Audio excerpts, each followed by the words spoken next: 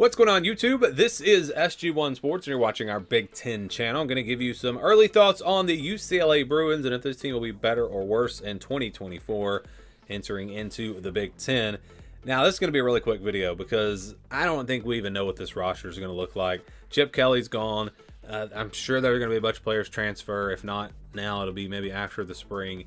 It's just going to be, in my opinion, a roster that's probably going to look a lot different in the fall than it did at the end of this season. So it's a tough one to try to figure out. I think there's a pretty obvious answer to the question as far as better or worse, but as far as running through the entire roster, that's where it's kind of tough to even do. But, you know, Ethan Garbers will be back at quarterback, assuming he stays. He really established himself as the guy at quarterback. They've got weapons returning at running back. They'll lose Carson Steele, but they have other players that definitely contributed. Pretty much all their wide receivers are back as well. They'll miss some guys on the offensive line. But if you look at this roster offensively, with what they bring back, assuming they don't lose guys to the transfer portal, they've got a lot of pieces on offense. But, you know, Chip Kelly's gone. It'll be a new system. You know, how is all that going to factor in? It's hard to say. It's really hard to say. You look at the transfer portal as far as bringing guys in. They brought in Rico Flores from Notre Dame. Didn't really play much there. And that's about it. Added an offensive lineman from Notre Dame as well, Michael Carmody. So you bring in a couple of offensive players to help out there. And again, it's hard to judge right now. So I'm going to say the answer for this one, at least on the offensive side, and we'll go back to 8-5 last year, finished 7th in the Pac-12. Obviously different in the Big Ten this season, but I'm going to say the answer on offense is probably about the same. It's just a question that I can't answer right now.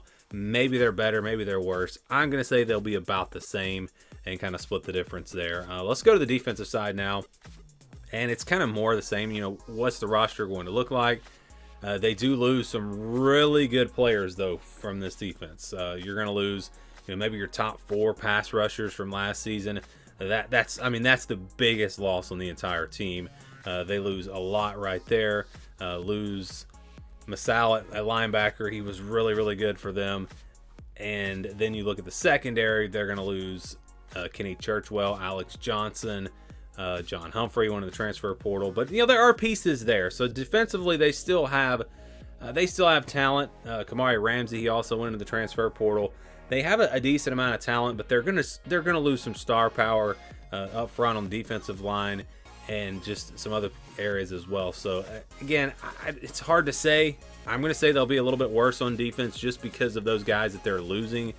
You look at the transfer portal on this side of the ball, and you know they brought in some players that I'm sure will help. Again, will those guys even still come? I mean, it's going to be so weird at the transfer portal. You know, KJ Wallace from Georgia Tech, that's a good player. Brought in a pass rusher from Miami who will probably be ready to step in. Another guy from Navy. Again, you kind of Brian Addison, a safety from Oregon. That's a pretty good player.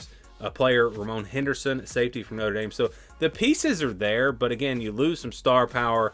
You lose your head coach. It's just hard to say what this UCLA team is going to look like. I don't think they're going to drop off much, but I'm going to say they'll be a little bit worse. And again, that I may be wrong. They could actually be better because there are enough pieces. If all the guys that have not left as of right now, if they all stay and none of them leave, UCLA I think has a chance to be pretty good next year. I don't think they're going to compete for a Big Ten championship or anything, but they could be a middle of the pack team. If things come together with the new coaching staff. So the talent is there, again, for them to be a decent team, a pretty good team.